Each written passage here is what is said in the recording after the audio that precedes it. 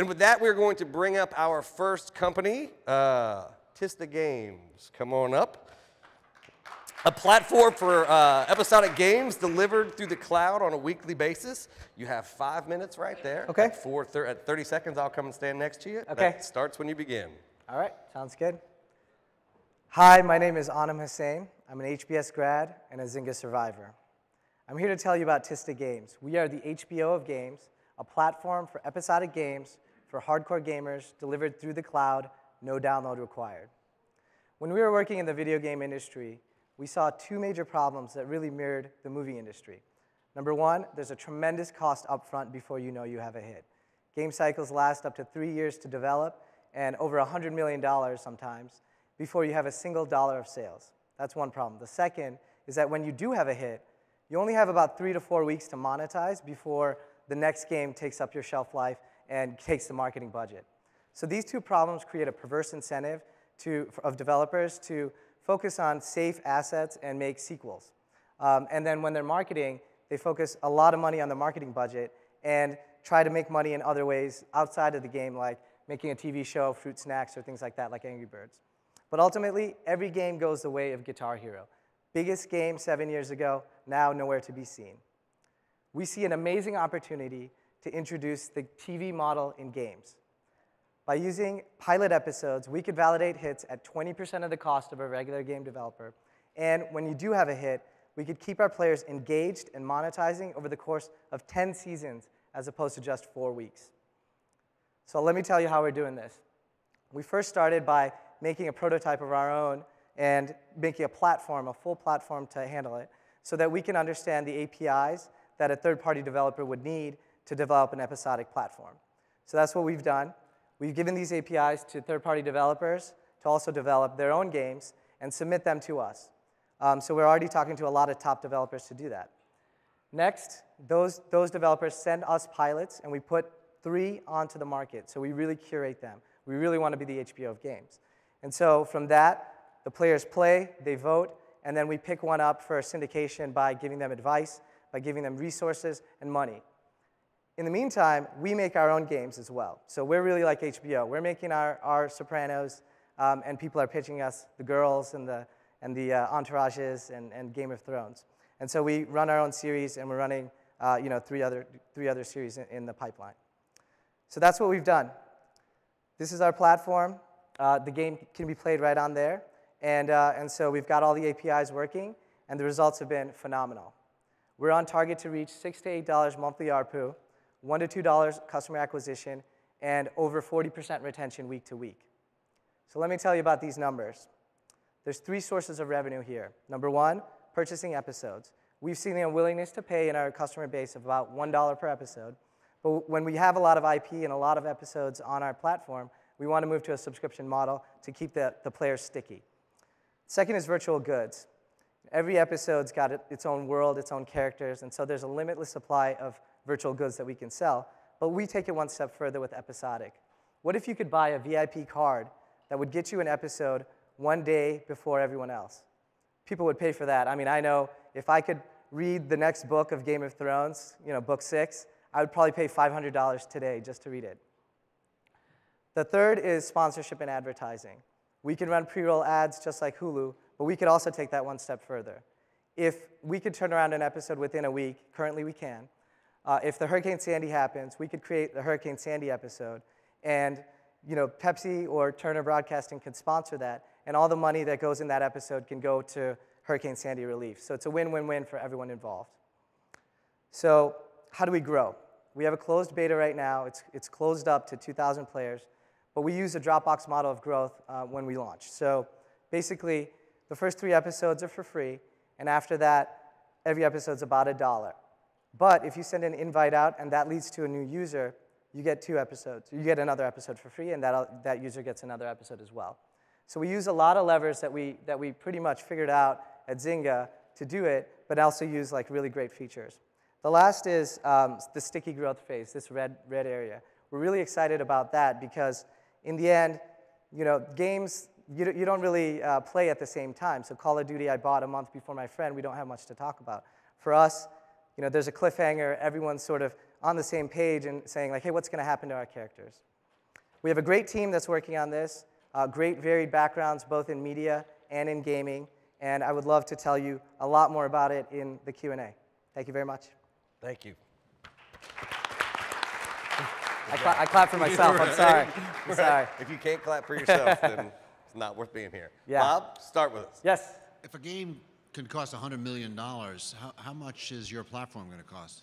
Yeah, so basically we start with games that are like good enough to reach the market and also engage our users. So the first game that we wanted to build was to really understand the APIs. It was very cheap to make. So we built the platform in 3 months, and our burn rate on a monthly basis is $25K. So it only costs us $75K to build the platform. And then every episode with our team of 4, we can build in 1 episode per month. And you know, as we grow, we'd obviously make that faster. So you know, about $25K per episode, and those are the numbers that we are hitting with that. Well, that's great. That's fantastic. But how do you explain the difference between $100 million and $25,000? Yeah, so that's the extreme case. So the games that we made at Zynga were not, you know, nearly that amount. But still, the idea of spending a predominantly large amount of the cost, like 80% of the cost of the overall game asset, was up front before you knew that you had any hits. And even at Zynga, where we were testing everything, you had to sit down, really design the entire game, you know, full soup to nuts.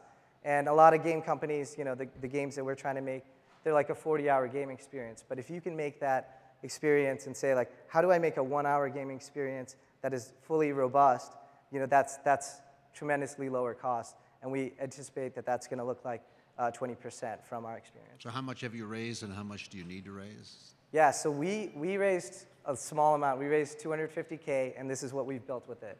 And so we are very lean. I started the company in DC for that reason, because DC is a bastion for gaming talent, and it's a best kept secret, which I told everybody, sorry. But it's great because we're a big fish in a small pond, and we can, people like to make games. That's why people get into development. And so we pull people from all over the place. Yeah. Yeah, go ahead, These are web-based games? Are they mobile games? So Yeah. the platform supports what other platforms? They're not console games, are they? Right. So first we start with web-based. So it's just like Hulu.com. You go and you watch your TV show. TistaGames.com, you play the game. And the reason why we did that is because we want one click. You know, you see the ad, you click on it, you start playing. Or you get an invite, you click on it, you start playing. And our strategy is similar to what Hulu or Netflix or those other companies did. So I play on Tista.com. TistaGames.com. TistaGames.com. To start, but your destination. What's that? You're a destination. You produce your own games, and you also act like a studio. You have other people produce games that are on your platform. Exactly. I mean, we're just like HBO Go, but we start online, and then when we have a brand that is, you know, recognizable, we can go through the mobile app store and port over. We do use a porting strategy to be on the Wii, on the Ouya, on all those consoles because it's a web What app. does an episode mean? So already, if you look at games that have different series, like Angry Birds, right? Yeah. You could say that Angry Birds Christmas is a different episode from the first Angry Birds or Angry Birds Space. Right. Right. Or is it more like each episode is like a level or a set of levels? Like, Yeah, so explain to me Sure. what is an episode? So 2 major differentiators. We do 1 scheduled episodic, so it's Tuesdays at 6 p.m. Because, you know, we've sort of grown up with that our entire lives, from Saturday morning cartoons to Game of Thrones today. Everyone knows that that's when the episode is going to come out. You can play it whenever you want or watch it whenever you want, but that's when it's going to come out. And for that, you know, that's a differentiator because we want to incorporate that into your daily lives. Angry Birds doesn't come out on a weekly basis, and so their re-engagement curves are crazy. They need to advertise in between, oh, Angry Birds Space is coming out, it's coming out, it's coming out. For us, it's, hey, you know, the character is about to die. He's about to die because of some choices that you made. Cliffhanger. Now everyone discuss, and we've seen all the players say, hey, you know, I made this choice, and you know, he's in a better situation because I did it. And then, you know, you go from there. So. So this platform is for episodic content. Yeah. What's unique about episodic content? What does your platform do that gives you an advantage? Yeah, so the episodic content platform, there's 5 things that we provide. So number 1 is developer support. We do continuous development deployment because you need to deploy the episode every week on a regular schedule, and developers don't have a skill set in doing that. Narrative structure, they are narrative-based games. These are stories, these are stories, and we want to be the HBO of games. We don't want to be the YouTube of games. We don't want to be the NBC of games. We want to be the HBO of games. And so story-driven stuff. Monetization, so as you know, it's episodic monetization and subscription. Distribution, so we've got a user base that's really into it, and we send invites out and things like that. And then finally, community management. So you got to keep the community engaged week to week, and we provide all those in our APIs for episodic. My second thing is you're going to build basically one level before you invest more resources behind the game, right? Yeah. See how it picks up. But your industry is also filled with copycats. So if you build a great level and you're not fully prepared to accelerate that game development, wouldn't a bigger game company come in and sort of copy your very best games and beat you? Well, I mean, I think we have to run that rocket ship, and we have execution capabilities to really run that fast. We're not making games that are easily replicable when it comes to like, oh, Angry Birds was successful, I'm going to make another Angry Birds level that's a copycat. It's not like that. It's more like, think about it like Halo. Halo, one episode of Halo is like 1 hour of playtime, one level. And at the end of it, the main character's in trouble. And then cliffhanger, and then come next week to get your next fix. So it's more like that and more defensible that way. Now we'll get to Tom. Sorry. Can you tell us more about the team? I think we only saw it for about 3 seconds. Yeah, we can pull it up.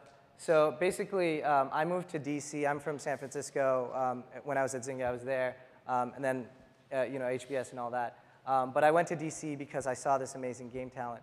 So Tim Bostoff is the CTO, and I moved to DC for him.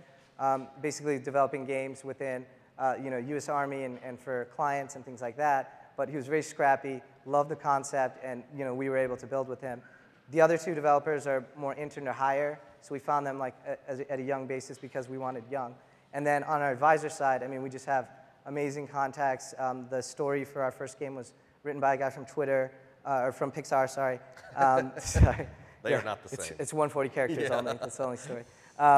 So we've got some really great game designers. My mentor was a chief game designer at Zynga, and so there's a lot of really great people that are involved and ready to jump on our team as soon as we raise around. Now, is this in beta right now? Are you testing this? People are using. So what's been the engagement? Closed beta. Like, are you releasing it in a weekly basis then, So or are you giving them all, like, how are you judging whether this is working or not? Yeah, so the first thing we did was 2 episodes, as a first test. Actually, the first test was run a Facebook ad to see if people will actually click through and if the net promoter score is high enough. So we got a plus 42 net promoter score. After that, we developed 2 episodes, and we wanted to see reach, retention, revenue. So would people send an invite to get access to the next episode? How much are they willing to pay? We didn't actually take their money, but we asked them to put in whatever they wanted to pay and hit OK. And so we got about $1 willingness to pay, about 40% paid on average, $2.50. And then third is retention, week to week. Did they come back to watch the next or play the next episode? And we hit 64% retention with our beta group of. So you're going to be promoting in that annoying Facebook way where I get 50 things from people saying, Definitely play not. this stupid game. It's for hardcore gamers that are all about the story, and they're talking to each other. We're not talking to them at all. Okay. We don't want that at all. We want them to sort of say, I mean, basically what we do is, I make a decision in the game, and I can release that like socially. I could say like, hey, you made a choice that not everybody made. You made a very unpopular choice. That's it. We just tell you that. Where and then will that people be on the released? comment boards- When you say released, where will that show up? Oh, it's in the discussion, or no, it'll show up in your game. So for example, you made a choice, and it'll say, like, Anam made the opposite decision than you. Okay. And then it seeds discussion amongst the players themselves. So Have you seen lots of discussion in the beta? yeah, I mean, you could even see on our website, if you go to the video, there's a discussion section, and that's been full. Can Don't you go to the video. The video? Don't go to the video. Okay, forget it. What's the economics of developing on your platform versus another platform or on my own? Yeah, so for a third-party developer? Yeah, so ultimately, we would do a rev share with them, depending on, who the partner is.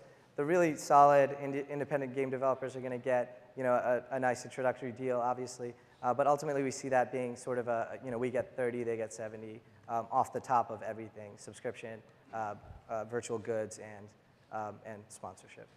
Got about 30 seconds left. Yeah. One last question. What about mobile? Yeah, so we would go to mobile. I mean, so it's a app that is transferable to mobile pretty easily. And so, you know, the games is a canvas, and it will house Flash, HTML5. So, you know, all these companies that are out there that are making HTML5 games, Unity engines that play in the web, they just slot right into our model, and, you know, we love that. And then we port that over to mobile, just like Hulu did, just like Netflix did, same way. And with that, we are out of time. Thank you very much. Cool. Very Thank good you. job. I appreciate it.